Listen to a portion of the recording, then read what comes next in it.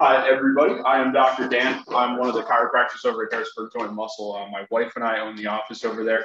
And our office is a little bit different than most, so we focus on rehab a lot. We do extremities work. We basically work on every joint in the body. So this is particularly in my wheelhouse. I actually graduated Penn State University with a bachelor's in kinesiology, and then went on to New York Chiropractic College, which is up in Seneca Falls in the Finger Lakes. That's where I got my doctorate. So I've always had kind of a love for the biomechanics of the human body. It's pretty interesting, and there's a lot of things that a lot of people don't realize about joints, complex joints like the shoulder, like we're going to cover tonight. So for starters, obviously we're covering the shoulder joint. Can we go around the room? Does anybody have shoulder issues? Or let's put it this way: what does everybody hope to get out of the clinic? We'll start over here. I dislocated my shoulder like 5 or 6 times. I was waiting for one of those. Okay. 5 or 6 times. Yeah. Okay. How's it felt since? It's been good for like 2 years. Okay. Don't jinx it. I'm not trying to jinx it. Yeah. Make it worse. Right. Sounds good. I injured my shoulder in a fall on Saturday. Okay, on Saturday. All right. This was so tiring. Okay. Yeah. Okay. I'm like, this popped up on my Facebook Okay. page. I'm gonna come see this guy. Okay. Perfect. Awesome. We'll get into your shoulder injury in a little bit. Mine's just trying to get loosened up, get more range of motion, Yeah. to get it stronger. And Yeah, increased range of motion always leading to better strength overall and better results for like lifting. like I said, I had the right one, Yeah. almost 10 years ago. Yeah, especially post-surgical, so that'll be something that we get into as well. Pretty much the same as what he just said. I had issues in the past of mobility, flexibility, and the strength. So I'm just looking for how to get more flexibility, more strength out of the shoulder. Sure, sounds good. All right, I just forced you to come. We'll skip over you. Sherry? I don't think I have any shoulder issues yet. Okay. Everything is connected. So. Sherry's one of my patients now, so she gets it fixed whenever it happens. I do get. Yeah, we're always working shoulder, traps. More neck, so. Yeah. So we're also going to get into that as well, and I'm glad Sherry brought that up. So we're going to get into everything shoulder. So a lot of times when people walk into my office, the first thing that they say to me is, "Oh, I have shoulder pain," or they mark on my exam sheet, I have shoulder pain, and then it is a total toss-up where they're going to point on their body. they can point to their mid back, they can point to their trap region, they can actually point to the shoulder proper. Sometimes it's just the upper arm, but all of that ends up being a part of the shoulder, and that's not actually wrong, because most of the muscles that are covering that area are interacting with the shoulder joint itself, and we'll kind of get into why that is. So the first thing that I wanted to cover, this is something that not everybody's aware of, and we're starting kind of at the base, but the shoulder is actually one of the most interesting joints in the body for sure, because the shoulder joint is actually free floating, right? So how many people actually knew that it's actually kind of floating free in space? Okay. So maybe from the fact that you've dislocated it so many times. So what I mean by that is unlike, so the hip, for instance, is directly interacting with parts of our pelvis, which directly interacts with our spine, right? What happens with the shoulder joint is, and actually I should really draw a diagram of this, but basically the shoulder joint is actually comprised of the scapula and the shoulder and the glenohumeral joint. So what you have is humerus, so the long bone of the arm here, right? So you have the long bone of the arm is basically attaching to the scapula, and don't mind my artwork, but I'm just going to draw a very simple version of that. But so then this is free floating, and it actually rides over top of your ribs. So obviously, if you ever do any sort of rows or anything like that, that the scapula is constantly protracting and retracting throughout any given motion that we do, and the scapula is basically just gliding across the rib cage in the back, obviously. The scapula then interacts with other bones, like for instance, your collarbone, as most people would commonly call it. But the shoulder joint proper is literally just the two bones. It's the humerus and the scapula. Switch is, and this gets a little gross, but that's exactly why if you've ever seen an animal butchered, the front legs are the easiest to take off, right? Because all it is muscular attachments around that. So you can actually just cut the whole leg free and you're good to go, which is very different from, say, the hip, where you actually have to cut through a joint to pull off, say, the leg or something like that.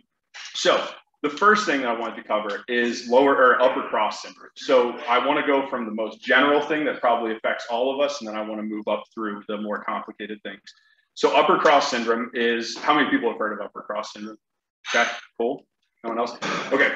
So upper cross syndrome is the concept. It's a posture that we've all assumed, and you know exactly what it is whenever you see it. So upper cross syndrome is a pattern of tight and weak muscles, right? So the cross being that basically we can draw a diagram. And again, don't mind my terrible artwork. But if you were sitting, oh, this is not going to be good. Okay, so if we're sitting in place, right? So this is the pec area where this is the front of us. Yeah, actually I can hold it a little bit better. It's kind of hard to write like this. So if this is the front of us here, the pattern of tight and weak muscles is going to go right like this, okay?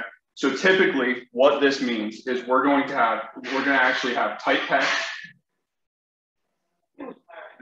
and we're actually going to ignore the neck muscles for right now because that's not actually important to what we're doing, but we're just going to focus on what we're focusing on for the shoulder. And we have weak rhomboids, okay? So does everybody know what weak rhomboids or what the rhomboids are? Okay. So the rhomboids, what's that? Is that the back here? Yeah. So actually where the scapula, it's actually the muscle that attaches the scapula to the spine. So can I have somebody come up here and I can actually point it out on them? So go ahead, volunteer. Come on up. Okay. So this will actually make it easy because then we'll go straight into the rotator cuff muscles. So I'll be turning it back to everybody here. Okay. So the rhomboids are these muscles right in here. So this is his shoulder blade, right? I'm grabbing a hold of his whole shoulder blade. The rhomboids are actually connecting from the medial shoulder blade or the inside of the shoulder blade over to the spine, right? We're going to get into why that's important in just a second, but obviously tight pecs are also affecting the shoulder as well, right? Because the pecs are actually attaching to the shoulder joint proper, right? That's part of why the pecs are the muscles that we use for flies. Same thing with the rhomboids. When they're weak, it allows the pecs to get even more tight. Right? The reason that we're in this upper cross syndrome position, you can turn around now. The reason that we're in this upper cross syndrome position is because of what we're all doing probably daily. So most of the work that we do is always going to be in front of us. So we tend to be a little bit more pec heavy, right? Like construction, we're mostly going to be pulling, lifting, doing all these things that are in front of us. You're rarely lifting something behind you, right? And or pulling things. We're going to mostly be lifting and walking. The other thing is working on computers is really bad for upper cross syndrome because we get the forward head carriage. That in turn leads to rounded shoulders. So we fall into that kind of hunched over position, leading to tight pecs, and then those tight rhomboids in the back. So again, very important because whenever we're dealing with the shoulder, we're dealing with the fact that it's just the scapula and the humerus that are attaching to each other, and we need to make sure that that's stabilized. So upper cross syndrome is one of the most common pain generators in the shoulder. It can generate pain in a bunch of different muscles. So from those two imbalances, you can also have imbalances in the traps. You can also have imbalances in the levator scap muscle, which attaches from the top of the scapula or the shoulder blade up to the neck. All of these muscles can become involved because they're trying to compensate for the fact that your body's kind of rounding out your shoulders, right? So that's one of the most common pain generators, and we'll walk through more of the muscular issues as we go along. Now, next, anybody have rotator cuff issues in general? You do now. I guess I can. You potentially do now. Okay. So the one thing that everybody kind of is misunderstands or doesn't understand correctly is the fact that everybody thinks, especially when you hear a doctor say rotator cuff, you think kind of like a cuff, right? You think of one thing, right? And a lot of people do end up confusing it with, say, a labrum, right? Which is one thing. So the labrum in the shoulder joint itself is actually where the ball of the humerus comes in, actually from the little, there's basically like leg-shaped depression, right? That's in the scapula itself that's actually grabbing a hold of that ball joint, keeping it. How it grabs a hold of it is through the labrum. It's basically, think of like a sleeve, right? Like a suction sleeve that basically comes out from that joint and then holds onto that ball, which is what allows us to go through range of motion, right? It's not a solid bone. It's actually, again, think of it like a sleeve. It can twist, it can torque throughout different motions, but that's not the rotator cuff. So a lot of people confuse those two. So what the rotator cuff actually is a complex of 4 muscles. So what we have, if I get this on properly. All right, so what we have, this is the, sorry, I'm going backwards now. We're going to start over here. So this muscle here, so what we're looking at right now is actually like if you were looking at me from the side, this is the shoulder joint. So this is the elbow right here. This is the shoulder joint. This is the ball of the humerus, right? So it's a very oversimplified drawing because there's a bunch of different structures that create the attachment points for these muscles. But in the case of the rotator cuff, these are the 4 muscles. So we have the teres minor. We have, this is actually the infraspinatus.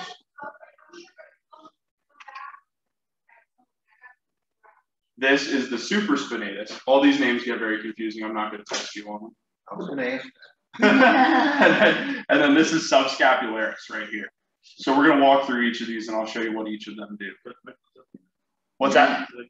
No, of course not. Well, everything has to be Latin based, right? So we have to make this as confusing as possible. Just like the Catholics tried to keep the Bible in Latin, everybody's trying to do that in the medical profession so that everybody else can't do their job for them. So actually I spelled this one wrong, but that's okay. Supraspinatus, subscapularis, infraspinatus, teres minor.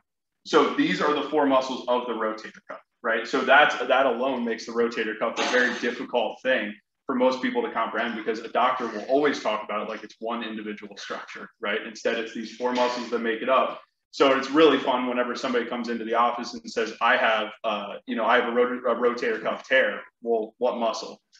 I don't know. The doctor just said I have a rotator cuff tear, you know? So it makes it really difficult, especially for me, because whenever you're looking to rehab something, it's very important what muscle that is so that you can properly rehab it, properly stretch it, that you're not affecting a muscle that doesn't need affected or maybe that's going to go out of balance. So between these four muscles, this is what really creates the majority of the stability at the shoulder joint proper, not just like the shoulder in general as a whole.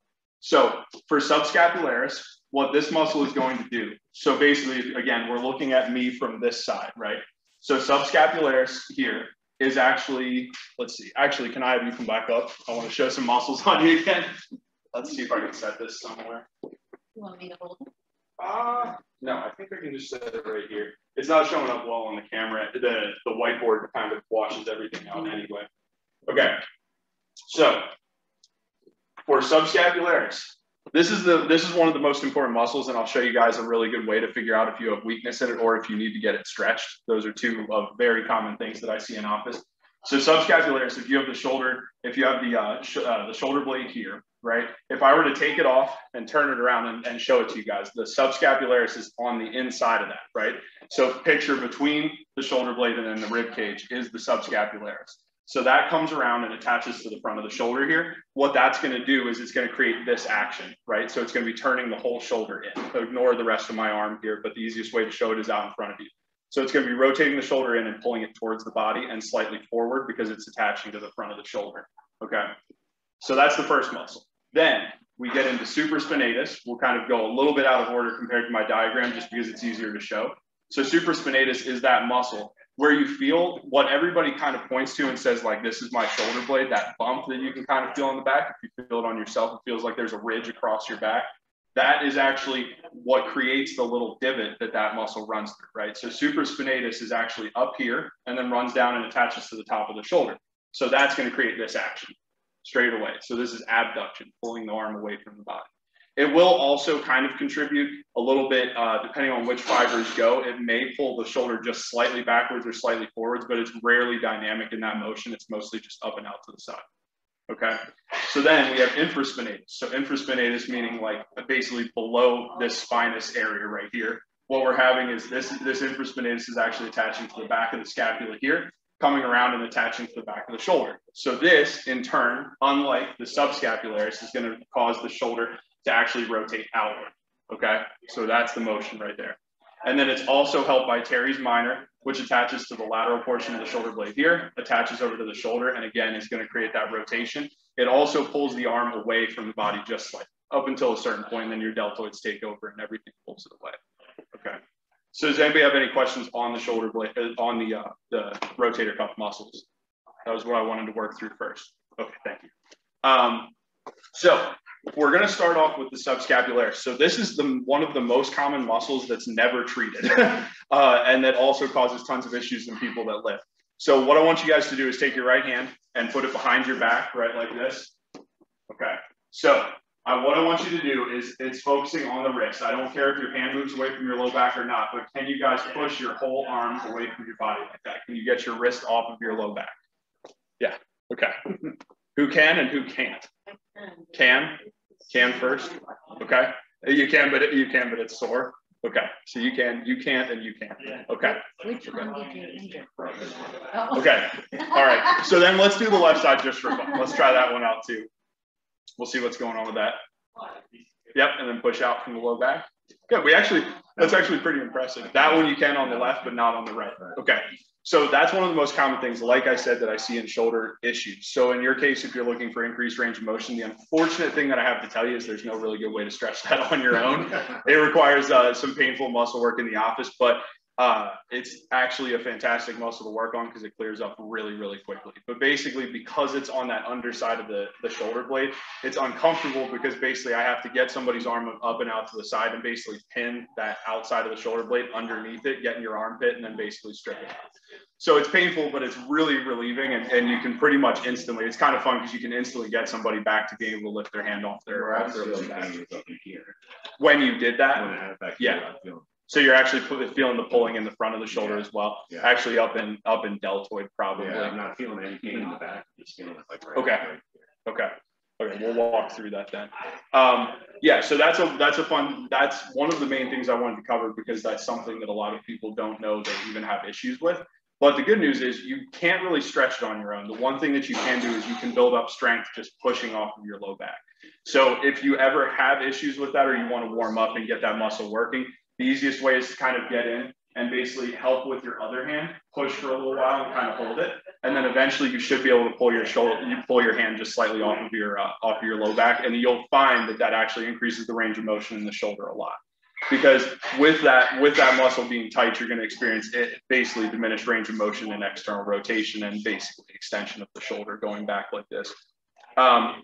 So that's a really key one that a lot of people don't know about. And that's a good one that if you guys had that issue, that's a good one to focus on and try to figure out what's going on there. With supraspinatus and teres minor and also infraspinatus, it's not, those are very, very easy to work on, extremely easy. So the best way to do this, and we'll walk, I guess we can do this very quickly all together. So first of all, I want you guys to go thumb up for me, right like this. Good, and just pick an arm, whatever arm you guys have trouble with in the shoulder. Okay. So I'm just going to push down. Push down.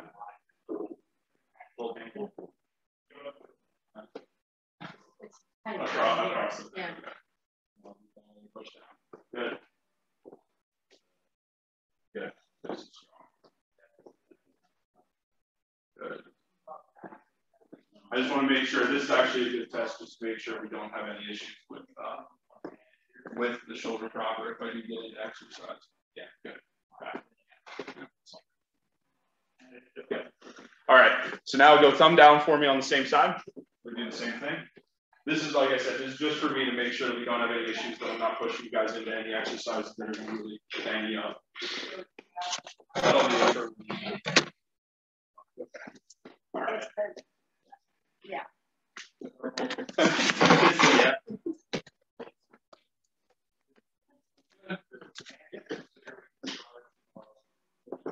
You're still doing pretty strong. You're still pretty strong even with. I can't go up. Oh, okay, so it's abduction. Okay, so that, like I said, I just wanted to make sure that we didn't have any really true and proper issues that I needed to worry about with any exercises that we might do. So with the rotator cuff muscles, obviously, if you have issues with them, if you ever have a tear, it's a really big deal. The issue with the rotator cuff muscles is there's also a lot of other muscles that actually present as a rotator cuff issue. So tons of people come into my office and say, you know, I think it's a problem with my rotator cuff. I'd say probably 10% of them have true rotator cuff injuries. Because like I said, the shoulder is a very dynamic joint, and there's a lot of muscles that are also creating muscle pain patterns across the shoulder as well. So what I want to get into next is some of the other stuff. So who has pain kind of in the trap area? Yeah, we'll go with that. Sounds good. Anybody else with trap pain? No? Okay. So trap pain obviously is going to be exacerbated by doing any type of shrug motion. If you're here in the gym and you're doing shrugs, if you're doing any sort of pulling motion, typically the traps get involved as well. Traps can easily refer pain all the way down the arm. It can refer pain down into your shoulder blade itself. You can also sometimes get some pain up into the neck as well with the trapezius. It's less common to get pain up into the neck itself. It's typically other muscles. The trap is obviously going to do that shrugging motion. It's not actually pulling up on the shoulder, but it's giving you that shrug action, lifting the scapula up. So then we have that. We also have deltoid, which is a very common pain generator. And especially with you, whenever you were saying you were having that bit of pain up front, a lot of times there's either one of two things there. A lot of times whenever you rotate the shoulder out like that, you're basically locking it down. Like we talked about the labrum, you're taking that sleeve and you're basically twisting it up and then trying to put it through end range of motion there.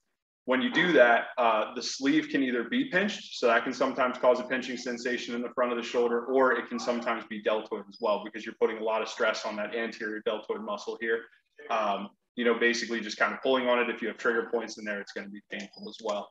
The deltoid is one of the most common ones I would say that I work on that's generating rotator cuff syndrome-like pain.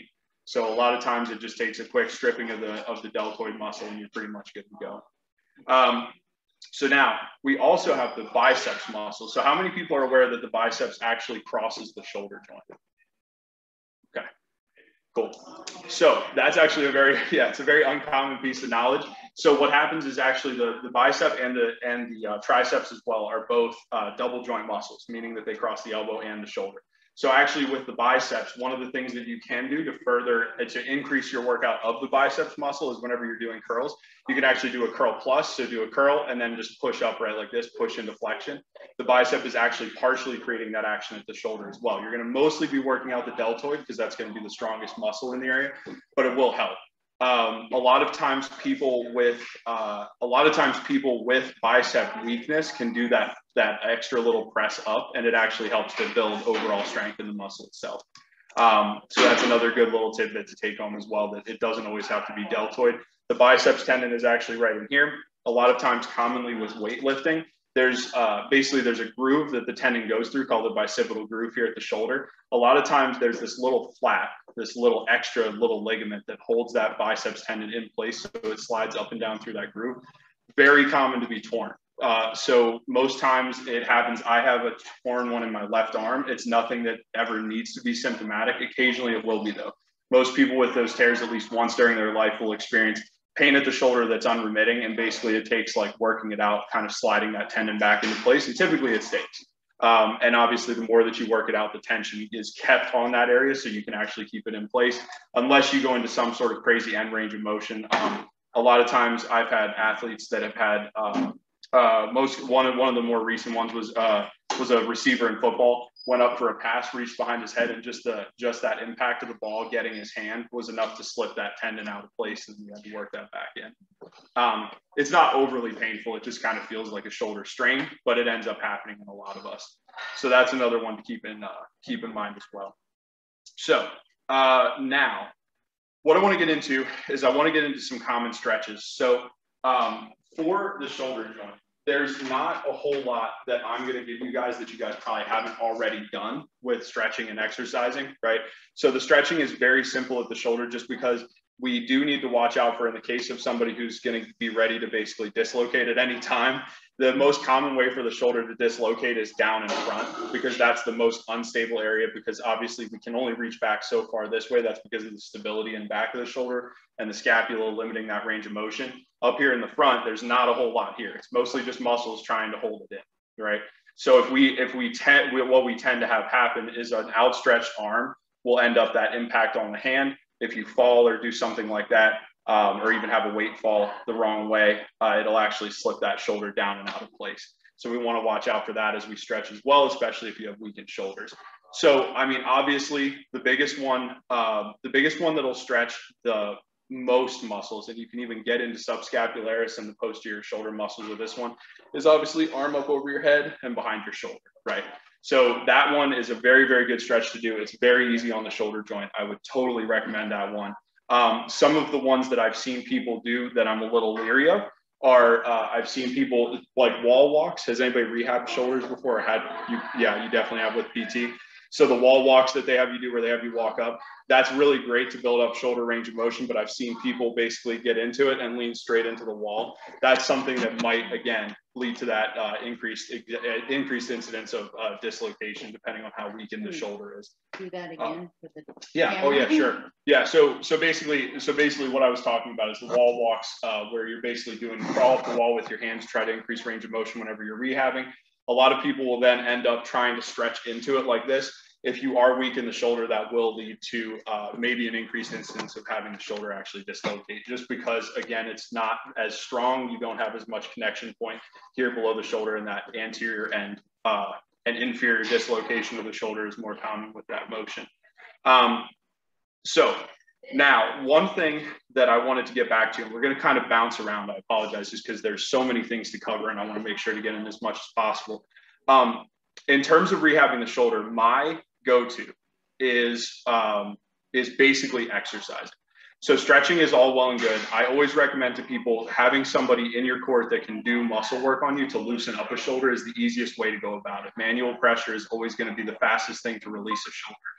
Without that, exercises, if you're exercising one muscle over another, it will always end up, the end result will be also to loosen up the rest of the muscles as well. If you have two antagonist muscles that are pulling against each other, you strengthen one, the other one will automatically relax for the most part, because through the action of the other muscle, you're basically stretching that one.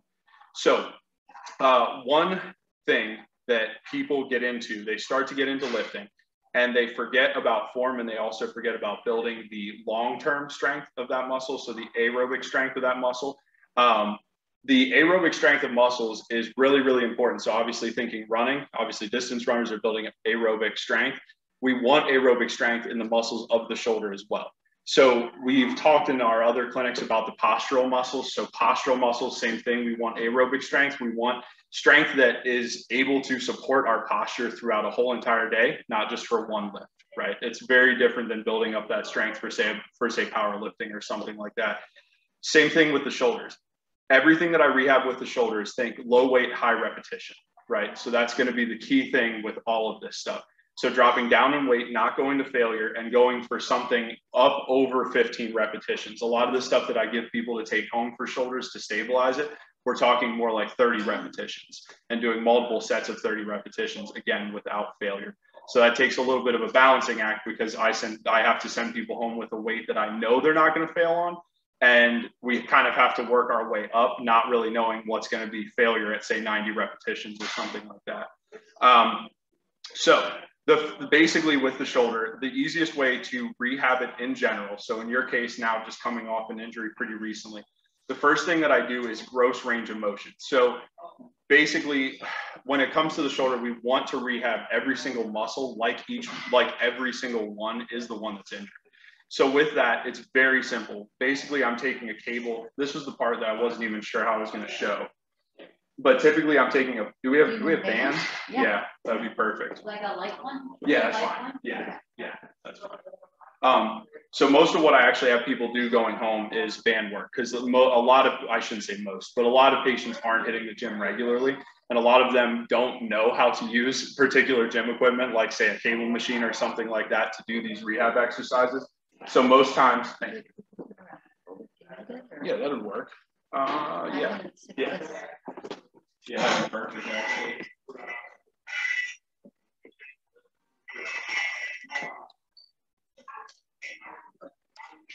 So the easiest way to do this stuff, like I said, most patients aren't going to understand, say, how to use a cable machine, or I have to assume that they won't. Or during the time that they're rehabbing, they're mostly focusing on PT and at-home exercise, and they might not be going to the gym anymore. So with shoulder range of motion, the easiest ways to rehab it are a couple tidbits. So I like internal and external range of motion, abduction and adduction. So all ranges of motion of the shoulder. If you do these dynamically, it will strengthen every single muscle as you go through them. So the easiest way to do it is if you're doing adduction, or internal rotation, we're going to start here. So you want your shoulder to be basically at 45 degrees. So we don't want it to be at 90 here. We want it to be at 45 here. And we're just going to slowly pull through it. And basically you don't need to pull all the way to your chest. You're just going through a smooth range of motion, basically to about there, just in front of your belly.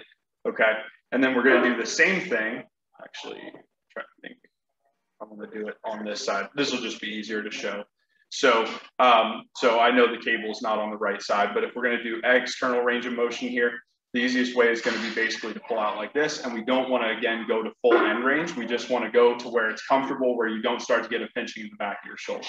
And again, the key with this is going to be to go maybe 5 seconds to go the whole way through the range of motion, and then 5 seconds back down. We want that eccentric and concentric contraction. So we want the muscles to be dynamic through this range of motion. That'll also help to stabilize the shoulder as well, because basically the eccentric, so is everybody familiar with concentric and eccentric contraction? Okay.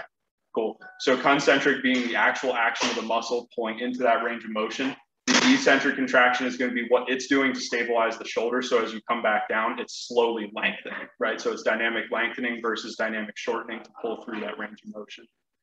So those are two of the exercises that I give to everyone with a shoulder complaint. Very easy to do. Again, the main thing that people don't normally think about is doing that high weight or low weight, high repetition kind of stuff with it.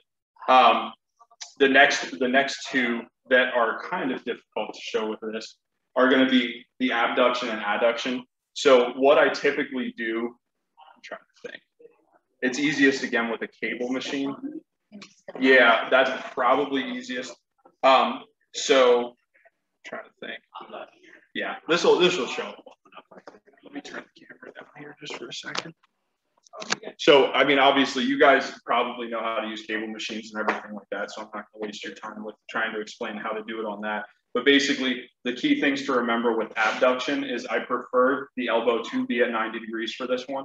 And we're just going straight up. So you can do it with this. I don't like the fact that it's kind of rotating through my arm. In this case, I might just go full extension, right, like that. But basically, again, walking through that 5-second count, and you want to come to probably just below 180 degrees at the shoulder. You don't want to go super high with it. You don't want to push through it, especially in the earlier stages of rehab. As you start to build strength in that area, you can slowly push that boundary and get up into it a little bit further. But a lot of times you will get pinching up here in the upper part of the shoulder, the harder that you go with it. And then for adduction, I guess it's easiest just to hang it up here. Again, I know that probably you guys know all of these motions. I just want to make sure to walk through them and show you those extra angles there. So with adduction, again, I really like the elbow at 90 degrees here for this.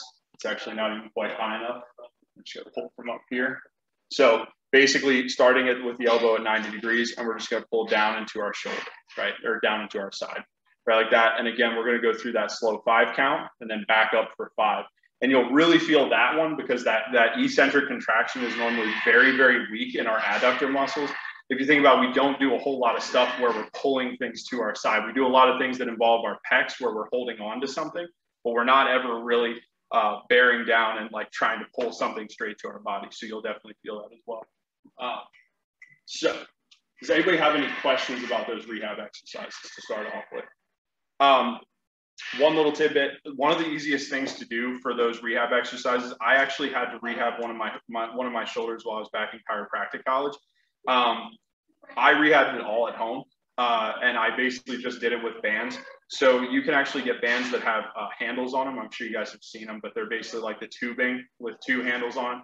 Typically, they'll come with some sort of a door mount. So basically, you close that in a doorway at whatever height you need it at, and then you can do all your exercises there. The nice part about that is, too, you can mount it at the bottom of a door even, and then you can go through all the same range of motion. You can do that abduction and adduction really easily with that because you can go top of the door frame or bottom of the door frame and shorten them however you want. So that's a really good way to do it at home. The other rehab exercise that I give everybody with shoulder complaints as well. So can I have you come back up real quick? So a lot of times around the shoulder, whenever we do even have rotator cuff issues, a lot of times that's not the first issue that people have, right? So there might be an underlying injury somewhere else that then leads to weakness that allows the rotator cuff muscles to be injured. One of the most common ones that I see goes back to that upper cross syndrome concept that we went through. So that tight pec, yep, thank you. And then the weak rhomboids here, right? So whenever we have tight pecs like that, if you look at the shoulder, it's just pretty logical that basically if I go, say I have you do a row, so go through the row motion. So first, if you watch him there, the first thing that he has to do when his shoulder's around, go back and do the rounded shoulder thing. Yeah, that was perfect.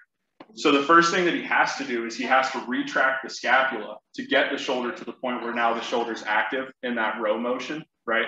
So that's an issue because basically what's happening is you're protracting the shoulder. That's basically putting you in a position where now instead of engaging all of the muscles of the shoulder, you have the ones in the posterior shoulder basically overstretched until you get back to that place where your scapula retracts until they pull all the way back. And then until you actually get that solid platform from which to pull with the shoulder, right? So thank you. You're good to go. So the biggest two things with that are scapular retraction training and then also pec stretching. So in your case, for instance, a little bit of rounded shoulders and also low shoulders, right? Really, that typically means overly tight pecs. And I'm sure you feel that sometimes too. And the shoulder range of motion, it also doesn't help with that stuff, getting a hand behind yourself and even reaching up overhead. The pectoralis muscles will engage and will make it really hard to do that. So the two things that we're going to do for that, let's see, I'll use the bands again. We're going to start with a really easy pec stretch. So how many people have stretched their pecs down the doorway stretch? Cool. You guys ever done the doorway stretch? Okay, cool. So this is a really, really good stretch for increasing range of motion, which again is going to lead to better lifts and everything like that. So if everybody wants to find like a pole, a post, what's that? There's a doorway. Do you need that doorway or? No, I want to do it in a plate. I want to do it. So basically all we really need is a pillar or anything that you can get your hand on. If you guys want to share, you guys can kind of like face each other and do it one on each side. This is Barb's favorite one. So Barb was actually, do you mind if I talk about what you had going on at the squat time? Okay, cool. So Barb's one of the success stories. So she actually couldn't get back to hold a regular bar. Her shoulders actually wouldn't retract enough.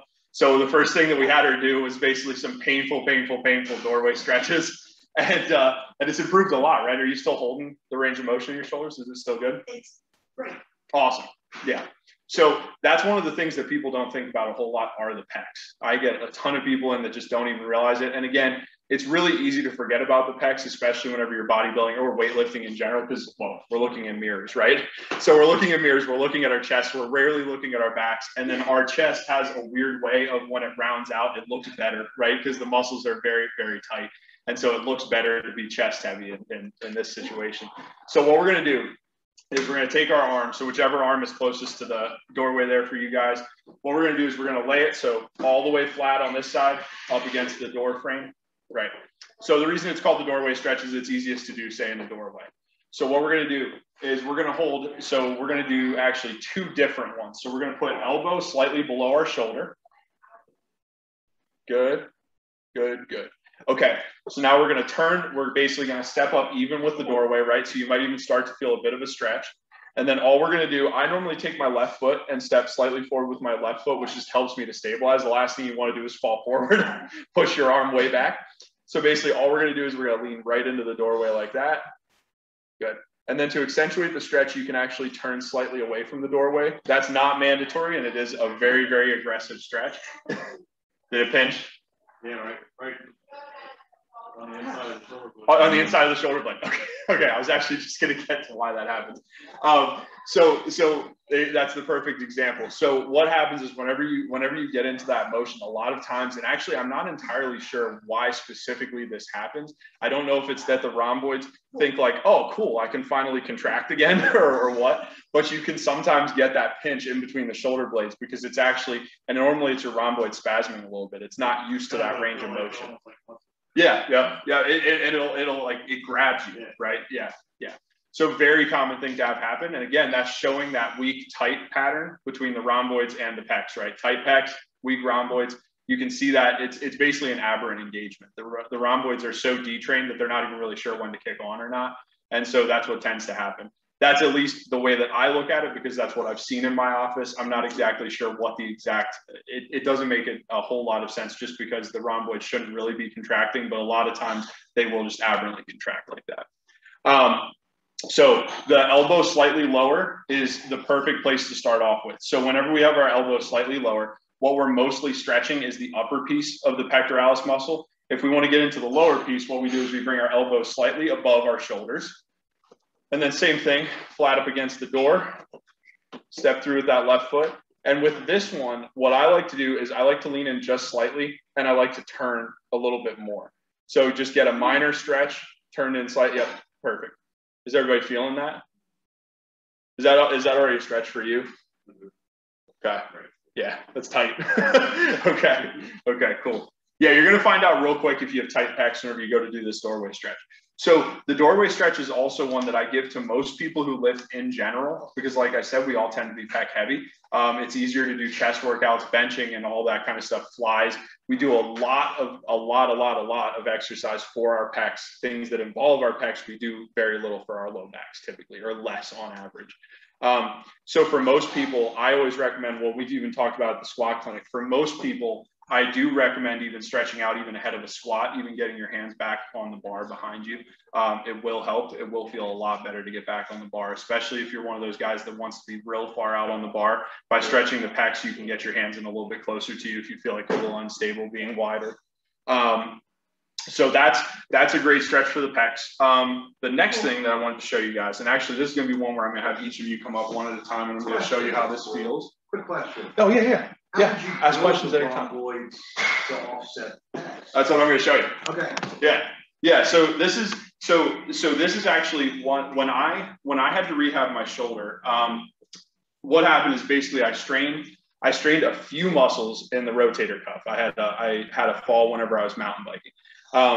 So I strained a bunch of muscles in my shoulder, but as I started to rehab those muscles, I realized how deficient a lot of my muscles were in the shoulder. So then it actually ended up that I realized that the underlying cause of why I had injured it so bad during the spill that I took was because of that over tight pec. I basically, when I went to reach out to grab hold of something to stabilize myself, I didn't have that strength to be able to pull myself back up with my rhomboids. I didn't have that. Basically, my shoulders were protracted so far that I didn't really have any control over my arm. At that point, I'm just kind of stuck. So what I ended up doing is actually going through and doing pec stretching, like I just showed you, and I actually should be doing it again because I'm starting to get some of the pain back. But for the rhomboids, there's a really easy exercise to do, and you guys can do it here at the gym. You can do it at home as well. So basically, this isn't going to be the perfect way to show it, but let's have everybody come on over here. I want everybody to kind of go behind the first person and just watch what I'm doing here. So who wants to try it first? All right. So with this exercise, actually we'll walk through the band placement in just a second. So grab a hold of that. So it's not going to be perfect, but what we're going to do is I'm going to have you bring your hands like shoulder width apart, shoulders down, or elbows to your side. I'm sorry. Right about, actually slightly. Good. Perfect. And then elbows down your side. Good. So the nice part about this exercise is most people do rows most people do rows. Do a row for me there, Sherry. Yeah, good. So if you guys watch, if you guys can come around more to this side, I'm sorry to pick on you, Sherry, but I'm gonna. So if you watch how Sherry's doing the shoulder exercise here, basically, or the retraction exercise, what she's doing is she's mostly pulling with arms, right? If you watch her shoulder blade, they're not really moving all that much. It's mostly just the motion coming through the arms, right? You pretty much see that? Okay, thank you. So just relax for a second. No, I want you to pull the band. Okay. So now, again, elbows at your side. Yeah, if you want to spread out your hands there just a little bit too. Yeah, it's hard with these because ideally, obviously, you have the normal row bar. You can do it with exactly that. Basically, all we're doing is we're using the tension of the bands. That's just to basically create the exercise, and that's about it. You can do it on your own once you get the motion down. You can do it without bands. It's actually really hard to do it without bands. So what I want to do is, Sherry, I want to have you actually pinch my hand with your shoulder blades. Then try not to move your arms. Good. And relax. Try one more time. Good. How does that feel between the shoulder blades? Does it burn a little bit when you do it? Arms were burning. Okay. So basically that's the scapular retraction exercise that will overcome the compensation from the pecs itself. It's really, really simple. That's what I love about the shoulder though, is the rehab for it is very, very, very simple. It all is. So for instance, in your case, I would definitely be doing pec stretches, and then I'd be doing low weight, high repetition of this. And all it is just pinching those shoulder blades. So I'll have you come up next. Sherry, you put those down. Thank you very much. Sorry I picked on you so much. All right. So again, it's going to be kind of difficult because we just have to get this like shoulder width apart. You can step in as close as you need to for that. Good. So now again, pinch my hand with your shoulder blades there. How does that feel? It's probably tough. Yeah. Yeah. So you can actually see on him, like, again, with tight pecs, with the fact of being in construction for so long, and it's really common to become really pec heavy. And you can watch there's very little engagement with the rhomboids whenever you go here. So that would definitely be something that I'd be having you do a decent amount of, because they're probably a little detrained. And that'll help over time. Again, that anything that you do to stabilize the shoulder or bring it into the proper alignment on the body, bring the shoulders back and everything like that, anything that you do like that is always going to help to increase range of motion of the shoulder. Thank you. All right, next up, we'll just kind of rapid fire this. Shoulder width apart. Good. And pinch my hand with your shoulder blades there. Good. Okay, so now here's one of the other common things. So watch your traps here. So what I want your shoulders to stay down. Now pinch your shoulder blades. Good. Feel how different that feels? Yeah. So what we have a tendency to do, like with everything, is every single time you go to do an exercise, if you can't do it, there's always a muscle that'll compensate. Our body's really good at doing that. So in this case, what's happening is we're saying, okay, pinch the shoulder blades. And whenever you lift up with the traps like that, you're actually turning your shoulder blades like this as well, which then within the rhomboids, especially in the lower portion of the rhomboids, it's basically taking them and stretching them out again. So it's doing kind of the exact opposite of what we want to be doing. So we really want that stable scapula and that pinch between the shoulder blades. How does that feel? Kind of burn? Okay, good, cool.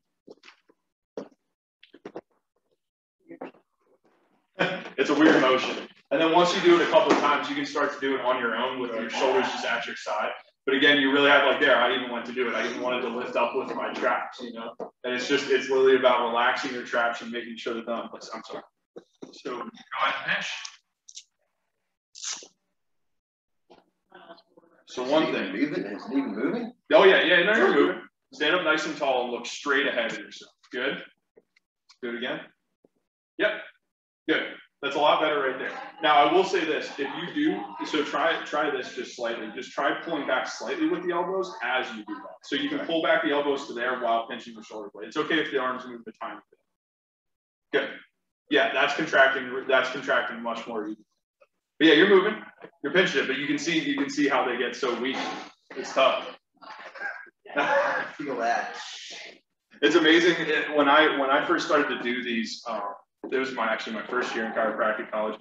I could not believe how much my back burned after this stuff. But it never feels bad afterward. It always feels pretty good. You feel like your chest opens up. A lot of people that I put on these exercises will say they feel like they can breathe better afterward. So hands a little bit wider for me. Yeah. Okay, right like that. Elbows to your side. Okay. Good.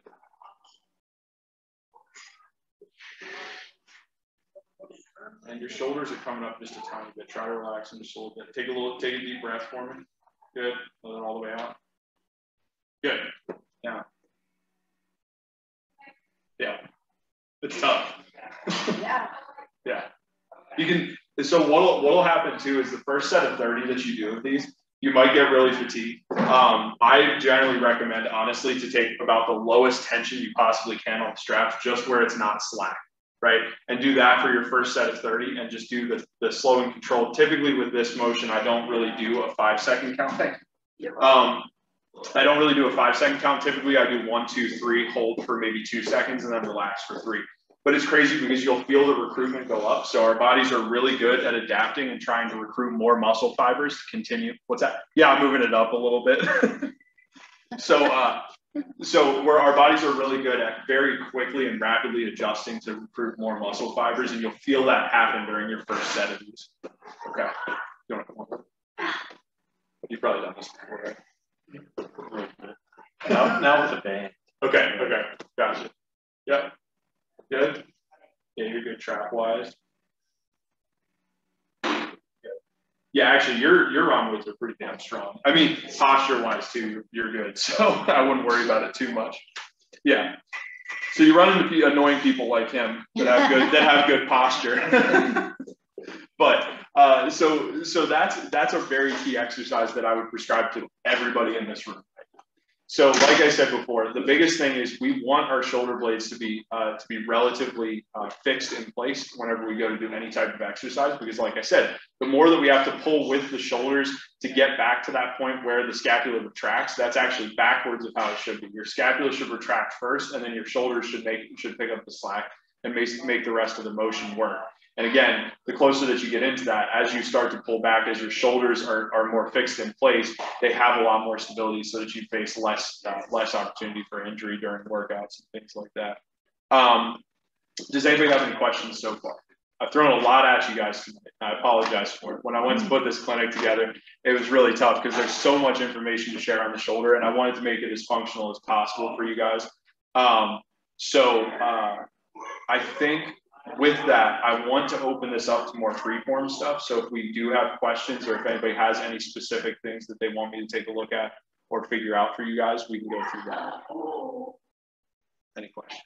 I have a question. A Go lot for of people tell me they have pain like a little more down in here, but they're calling it shoulder, but kind of at the insertion here. For deltoid? Yeah.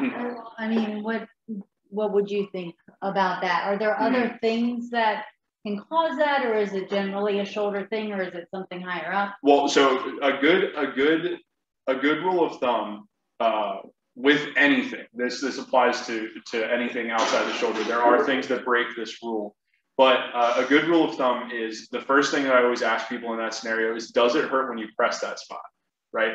So if somebody comes up to me and says, you know, I have pain right at this spot here, and I say, well, does it hurt whenever you press it? Then they say no. Typically, then it's not deltoid. Then I'm looking at something more like referral patterns from other muscles at the shoulder. It also depends on what happened when this pain came on. So a lot of times honestly, with anybody who lifts, I'm typically going to probably say tendonitis of deltoid, because there's same thing. Just lifting shoulders is a very difficult thing, and it ends up that there's a lot of tendonitis that develops over time, especially if you're not focused on your form throughout an activity. One very common one for deltoid tendonitis for shoulders in general. We were talking a bit about free weights earlier, One good rule of thumb is, if you have issues at the shoulder, try to stay away from using a barbell and use more dumbbells, right? So as we get older, that's generally my recommendation for anybody who's not trying to enter any weightlifting competitions. If you're lifting for health, I recommend going to dumbbells. Barbells are a little bit more difficult on the shoulder. As you were pointing out, the biggest thing is we want the shoulders to be able to be dynamic.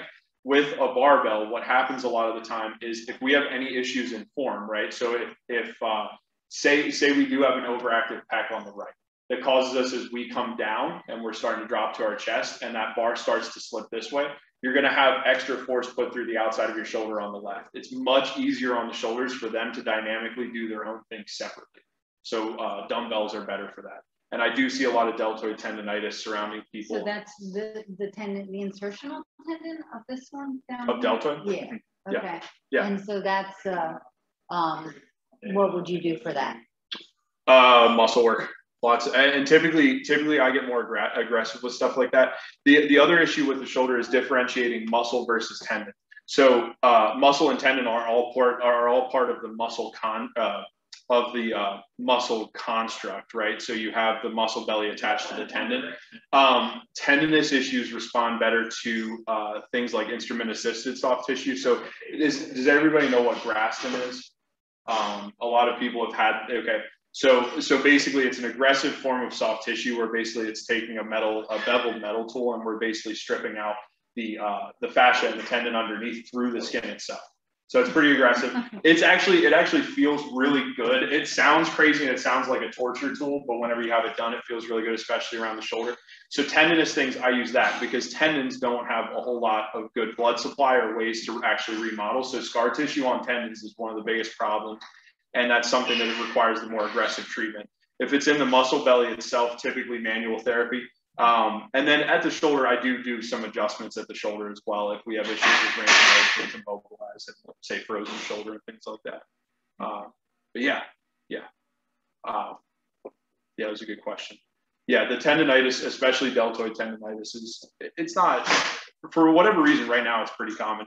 I think partially from the work from home shift that a lot of people have made. They're typing at computers more, and that's one thing that I've seen a ton of right now too is overactive traps. So everybody's kind of sitting at computers like this, and so all of a sudden we run into deltoid pain, trapezius pain. There's a lot of upper shoulder stuff, not necessarily at the shoulder itself, but a lot of stuff surrounding the shoulder that's creating issues. And people returning to exercise are getting rotator cuff injuries, some sprains and strains.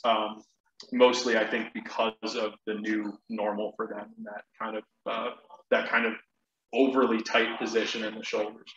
So, yeah. Do we have any other questions? Yeah. So, Yeah. As far as like doing a warm up and all that, what would you recommend for mobilizing the shoulder? So actually, all of the exercises that I just showed you guys here, so the external rotation, internal rotation, abduction, and adduction, and especially if you're it's kind of funny because if it depends on the person. If I were to generally give a guideline, I would say if you had to pick three, I would go internal rotation, external rotation, and then scapular retraction. That's the perfect warm up because the abduction and adduction are helpful, but those three are going to prime those muscles and again get them firing. We talked about it at the squat clinic, but I actually really like doing having a progression of exercise even for squat clinic. So we had bird dogs was the one that we did that time around, but doing a bird dog, say before you get into a squat to warm up the muscles and get them started. I use the analogy, people say when you run, I'm thinking biking, I think your fastest mile is going to be somewhere after 6 miles of riding, right? Once you get warmed up and everything, you're into the groove. I think for running, it's like 3 or 4 miles or something like that is always going to be your fastest mile time. We should honestly start to apply that more to our workouts at the gym where we're thinking, okay, I've got to warm these muscles up with some lower weight, higher repetition stuff before we get into that next one, and maybe isolating muscles before you do a dynamic exercise.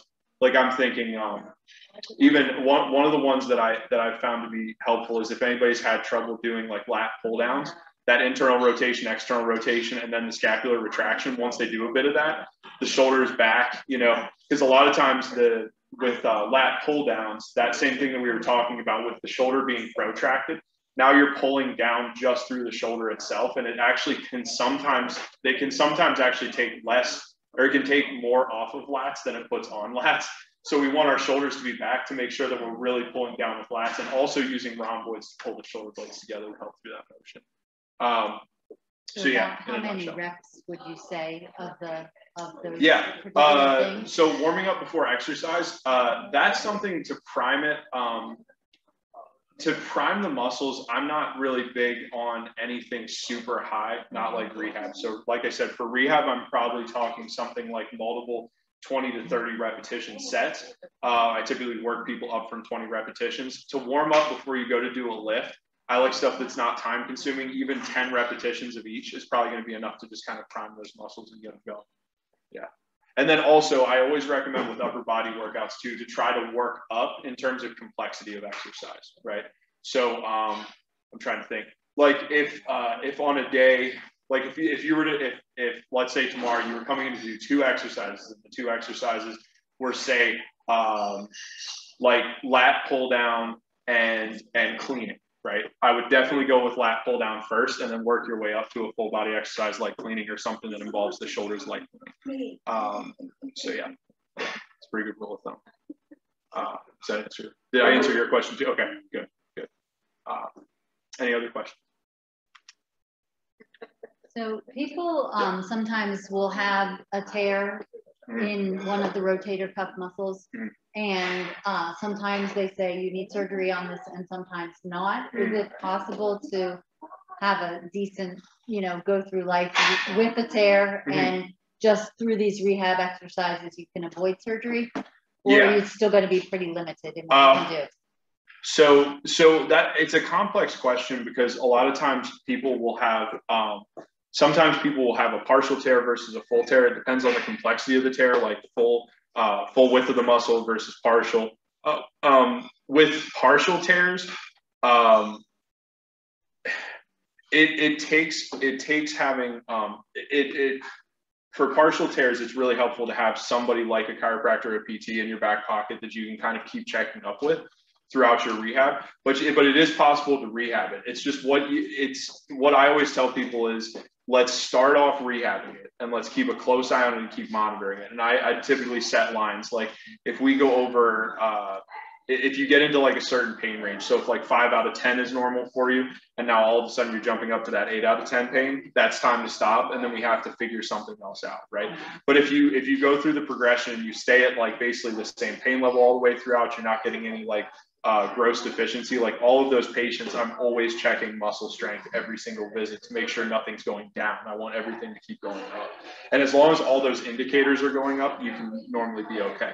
And I have a lot of people that I try, with rotator cuff surgery, you just have to watch it because it's a pretty low risk surgery as surgeries go, but still it's invasive and you just never know. And sometimes the scar tissue buildup that you get from a rotator cuff surgery can be really inhibiting. So I always tell people to watch out for that. Yeah. But yeah, it is totally possible to have a part like a tear or a partial tear of a muscle and get away with it, especially depending on which muscle it is too, and if you have other muscles to compensate for it. I have some people who have had a full rotator cuff tear there for 40 years, and it's just about rehabbing the body and just making do without it, and making sure that they're stable otherwise. That's the biggest thing. Yeah, very big deal if you would say tear supraspinatus, because it's kind of one of the main muscles that's holding you in up front.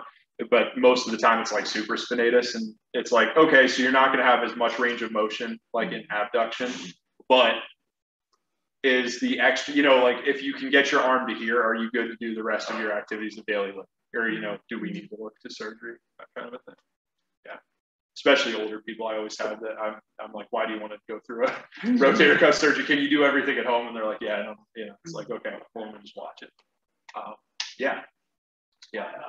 So does anybody else have is there anything that I didn't cover that you feel like you needed to have covered today?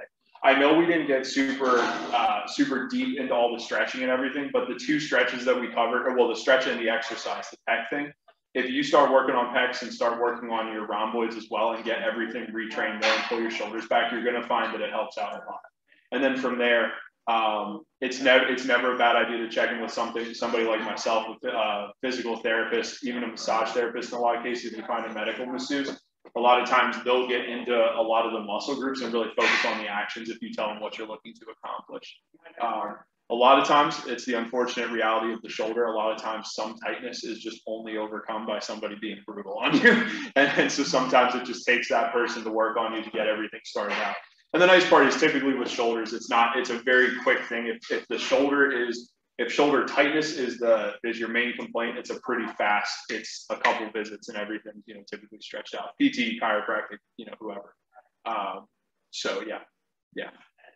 Question about is dislocations popping out constantly. Is there any way to make that stop happening? So just strengthening in no. So typically it starts with some sort of prodrome event. What sports did you play? I know your mom told me. I play baseball. Okay.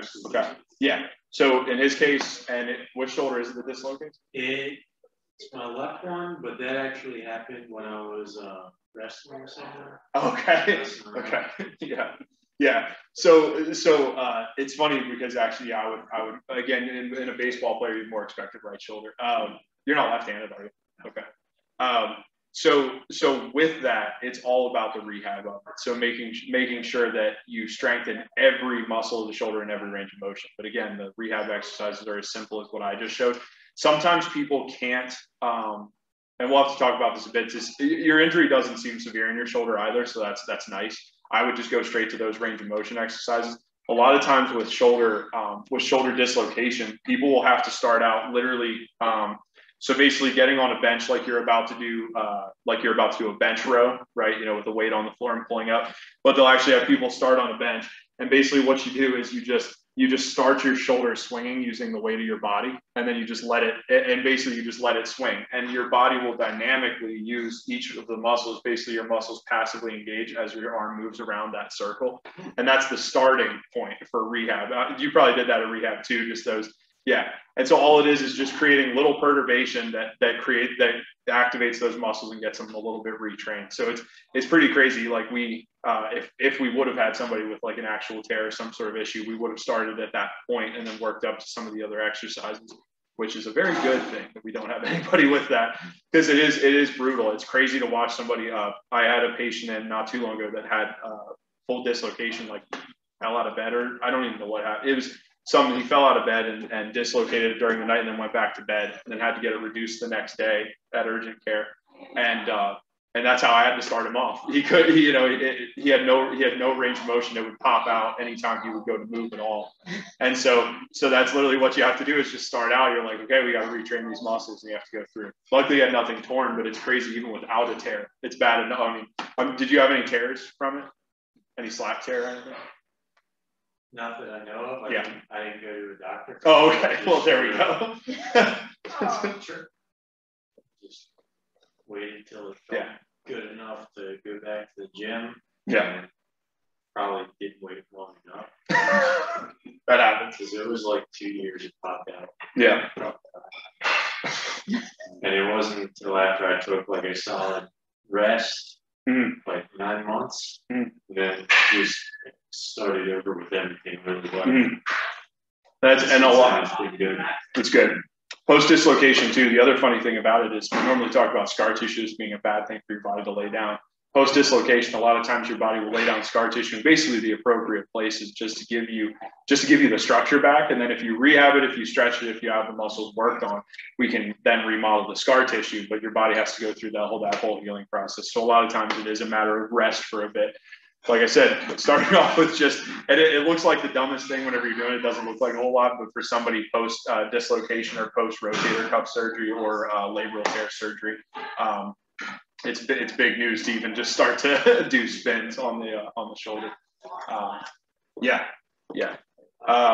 We didn't get into labrum a whole lot. That was one thing. For labrum, like I was saying, so with labrum, if you guys, just to give you guys like a couple warning signs, just to watch out for before, it maybe gets to a point where you're having true labral issues. Most of the prodromes are pinching in the shoulder, right? So a lot of people will come into me and they'll say, okay, well, I had this, when I'm asking them about the history of their shoulder pain, they're saying, well, a while ago I had this pinching, but I thought it was just like my deltoid or, something going on and whatever, and I just ignored it. That's one of the most common things, especially whenever you have your arm torqued into either extreme range of motion, when that sleeve is basically twisted up, is typically when you're gonna have, like if I went to lift, one of the common ones for the labrum is reaching. What was the one recent? Oh, reaching into the back seat to pick a bag up, like out of the back seat if you're sitting in the front seat, and somebody starts to pull here, and all of a sudden there's a pretty solid pinch. That's always a sign that you're kind of going a little too hard, and the labrum starting to pinch a little bit. So watching out for that. You can see it during the extreme forms of or the extreme range of motion exercises. Not something that I'm super concerned with anybody in here. Typically, the two tests I was doing to you show labral really quick if there's still something going on. But yeah, that's an important one to watch out for. Any other questions? Earlier, it's like, how do you get? Some people would go like that, their like arm goes like. Touching both hands in the back. Yeah. So is that what you're talking about? Yeah. I have a lot of people that come into me and complain that they can't touch their hands behind their back. That's honestly really rare to be able to do. Once we're older, when you're younger, your flexibility is just better in general. So when your flexibility is better, we end up, we go from a place. I have tons of people come in all the time that they're like, when I was 16, I could touch my hand behind my back, and now I can't fix it. And I'm like, well, this isn't going to happen, because especially when I have bigger, like powerlifting guys like yourself, you're never going to touch your hands behind your back ever again. You know what I mean? Yeah. Same thing with, I'm trying to think what the other one is that guys always come in and they're like, I can't do this. And I'm like, well, you shouldn't be able to. Like, you're just too muscular. Because once your shoulders and pecs especially develop, it's really rare to be able to do that anymore. There's so much muscle here that's just impinging at the shoulder, right? If you wanted to do that, I guess we could just, cut away all the muscle of your shoulder and then you'd be able to do it. But yeah, it's not normal. In terms of that though, increasing range of motion is going to be this stretch, just working at it and just slowly easing it back. And the pec stretch is also helpful. Just loosen up everything at the shoulder. The other thing too is also probably practicing and just trying to get that little bit of stretch right in that subscapularis muscle too, that low back one. If you retrain the subscapularis a little bit, like I said, it's a tight muscle, but a lot of times it's also weak. Tight doesn't always mean strong. So with the subscapularis muscle, if you do work on that just a little bit, that'll also increase that range of motion. It just kind of evens everything out. Yeah. Anything else? Okay. Did you guys feel like I covered everything? I know, like I said, I know it was a little scattered and a lot, but I just wanted to make sure to get through everything and get most general things covered. Like I always have to plug for myself just a little bit. If you guys do have shoulder issues and want to get more range of motion, that's something that we do at our office. We do, like I said, we do a lot of rehab and a lot of tissue work, which generally is really good for the shoulders. It's a tough place, like as you saw, it's a tough place to stretch safely. It's also a really tough place to rehab just because all of the range of motion that it accomplishes, you have to really go with that low weight, high repetition kind of setup. But like I said, it is very key. Like I'm glad that you asked about the warm up before exercise because it is a good idea to do that. It's a good idea to prime all of those muscles. It leads to far less shoulder injury.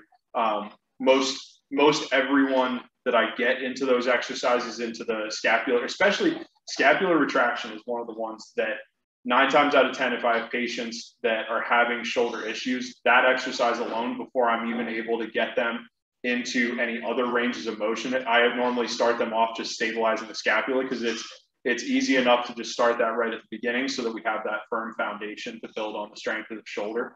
That exercise alone clears out a lot of shoulder pain in our office. So it's a really great exercise and shouldn't be discounted.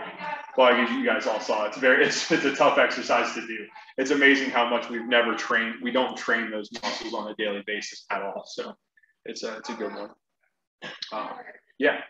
If anybody has any individualized questions that you guys wanted to ask me, or anything that you thought I didn't cover but are too shy to speak up, I'll be hanging out for a little bit, so I'll answer more questions there too.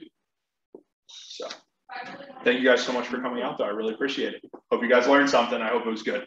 This was like one of the more complex ones that we've done. So it was a little scattered and I apologize for that, but it was a lot of stuff to get through. So, yeah. Thank you. Of course. Doesn't want to end.